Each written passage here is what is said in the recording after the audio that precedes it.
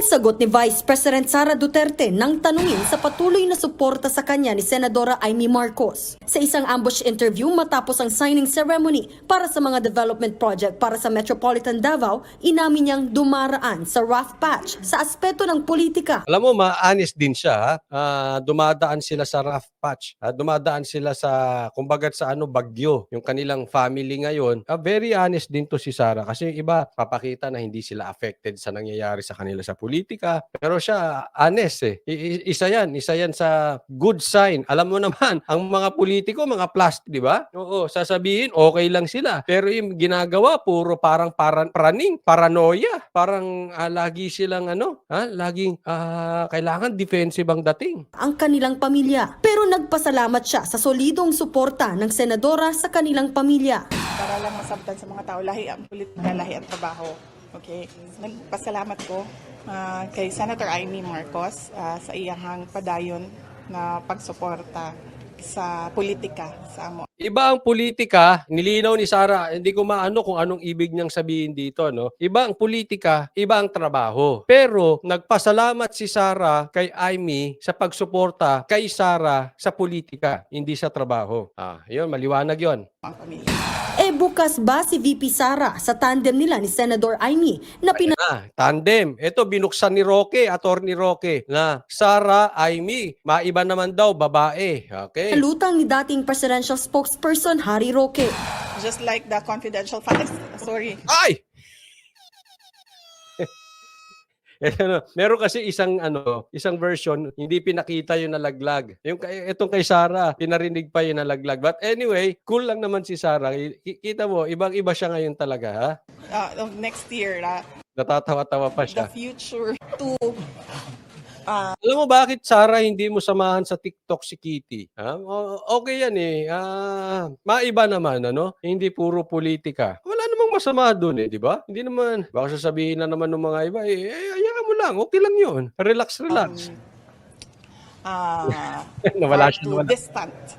The future is far too distant for us to speculate right now what will happen in 2028. Tumanggi naman magkomento si VP Sara sa Okay, bigyan ko muna ng komentaryo yan bago tayo pumunta ron. Okay? Sa next na tanong kay Sara. Ito po, pagka may sinasabing maganda or may sinasabi si Senator Amy in favor, especially itong huli, na susuportahan niya si PRRD, pinuri po natin si Amy. At sinabi ko po sa inyo, kung kayo po ay matagal nang sumusubaybay kay Coach Oli, so ibig sabihin, nadinig nyo yung stand ko about it. Ako, pinupuri ko at face value. Gusto ko yung narinig ko kay Amy, nanindigan siya, susuportahan niya si PRRD. Pero hindi ibig sabihin nun, sasabihin ko sa inyo na iboto nyo si Amy or suportahan nyo si Amy o wag nyo siyang suportahan o wag nyo iboto. Hindi po yun ang issue. Parang yung kay Roque, dati tinitira natin, ngayon maganda sinasabi niya, pinupuri natin.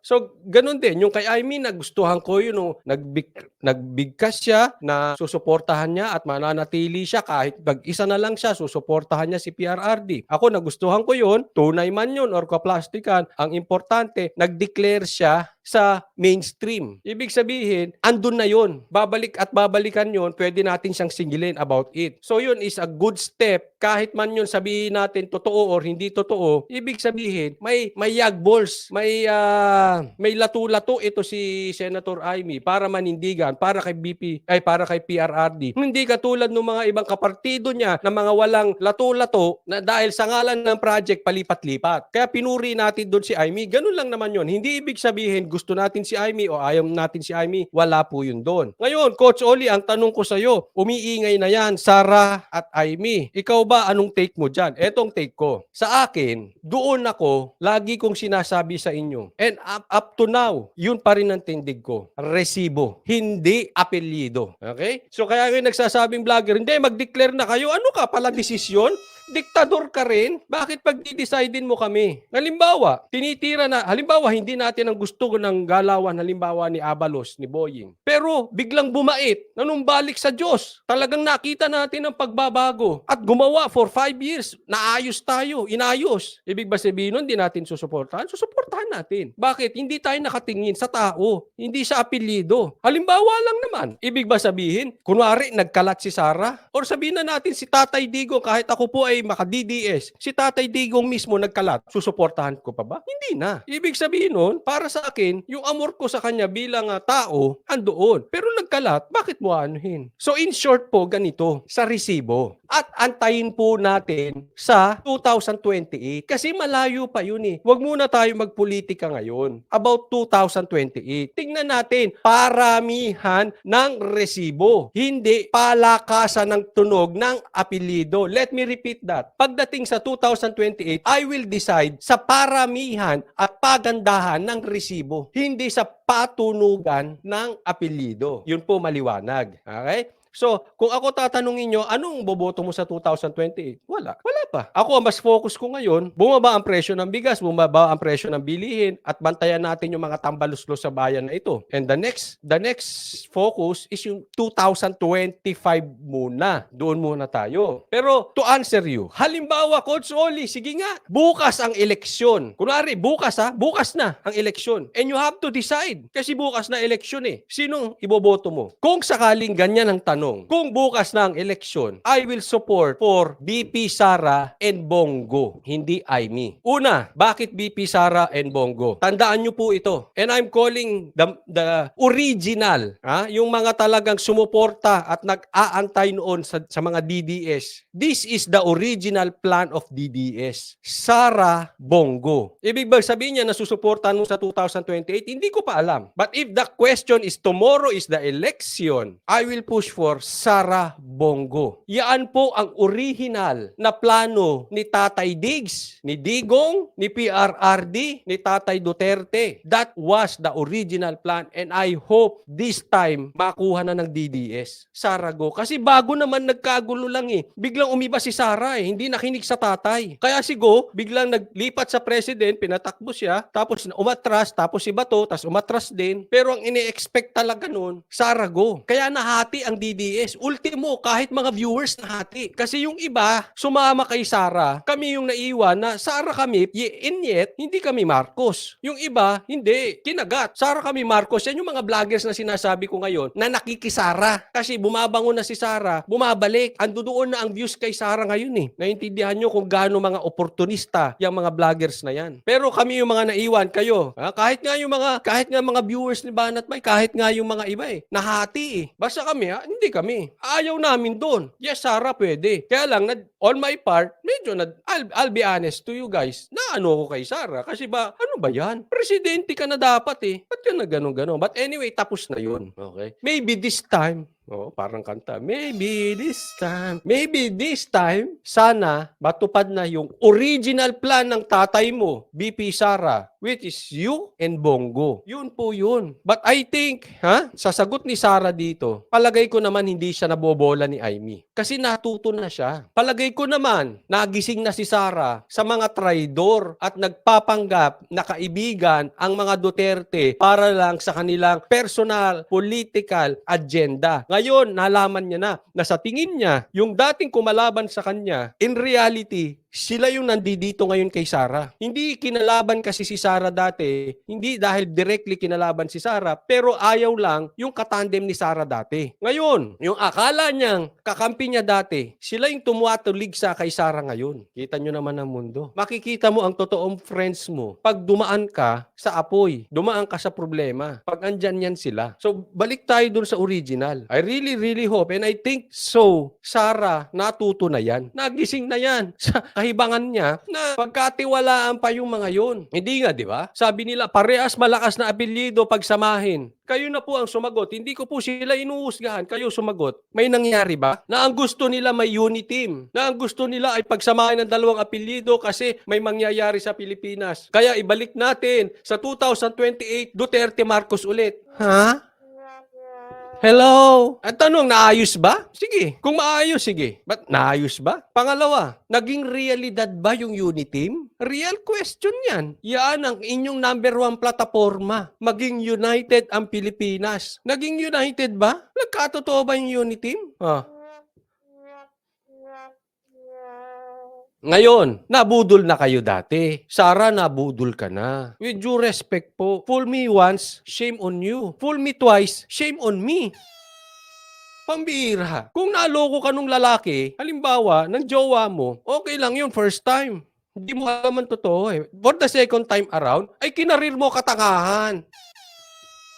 Kinarir mo na yan, wag ganun. Wala na. Wag naman karirin ng katangahan, ha? Di ba? Tapos na yun. Ako, I respect yung sinasabi ni Aimee na suportado niya sa PRRD. Thank you for that. Palakpakan kita dyan. I applaud for you that. I applaud you for that. At magkaibigan kayo, thank you. Yun na lang yun. Magkaibigan kayo. Kasi hindi po lahat ng pagkakaibigan ay pwedeng isama sa politika, isama sa trabaho. Halimbawa, hindi porket kaibigan mo siya, sasama mo siya sa negosyo. Eh, alam mong hindi maaasahan. Halimbawa, or kaibigan mo siya, isasama mo sa politika. Hindi maaasahan sa politika. Pero bilang kaibigan, andyan yan. That is a different story. Kami, natuto kami. Una pa lang, ayaw na namin. Yung iba, ngayon pa lang natututo. Sarah, natuto ka naman na sana. Wag na. Ito ay hindi para pagalitan si Sarah. Nirerespeto ko po siya. Pero iba pa rin, pag tayo ay nakikinig sa magulang, especially yung magulang mahal na mahal tayo. Kasi ang magulang na mahal tayo, they see the blind spot. Kita mo ang nangyari ngayon sa UBP, Sarah, dahil hindi ka nakinig dun sa tatay. Again, wala na pong sisihan. But this time, ako'y naniniwala, baka posible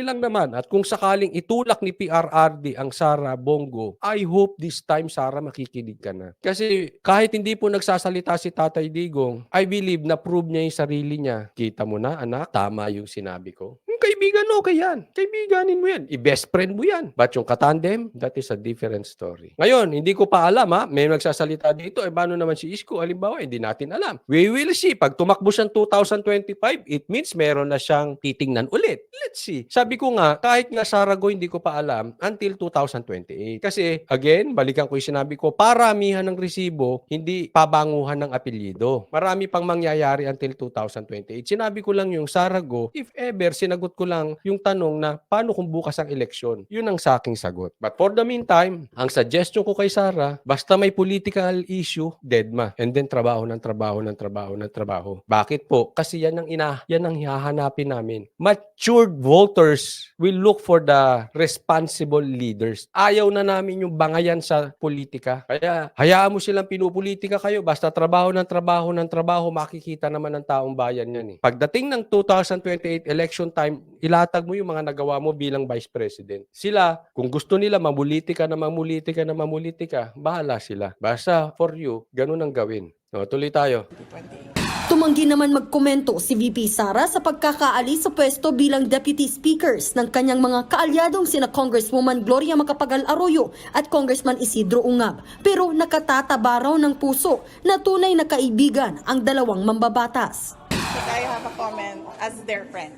In politics, we always say that there are no permanent friends and enemies sa politika. And as a politician, it is truly heartwarming if you find another politician who is a true friend.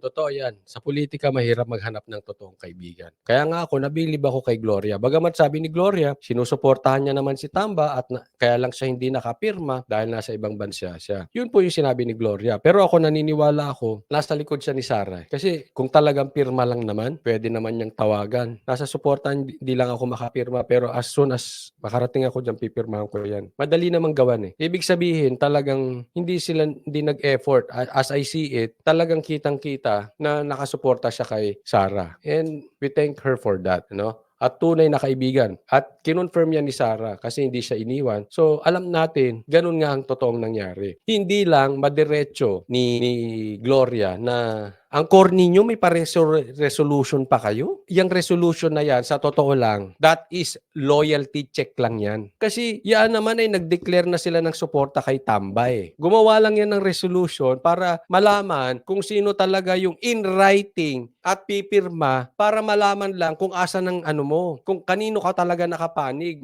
Gusto lang niya makita. Loyalty check lang yan, yung resolution na yan. At nakita niya ang loyalty ni Gloria na kay Sara. Kaya nga sabi ko, itong mga babae pa, ang may lato-lato. Yung iba, wala eh.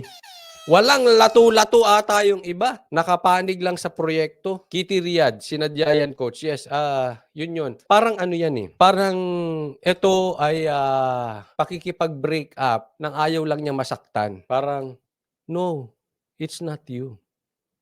It's me. Gano'n. Pag gumano na yung lalaki, "It's me, I'm not ready yet." Yan.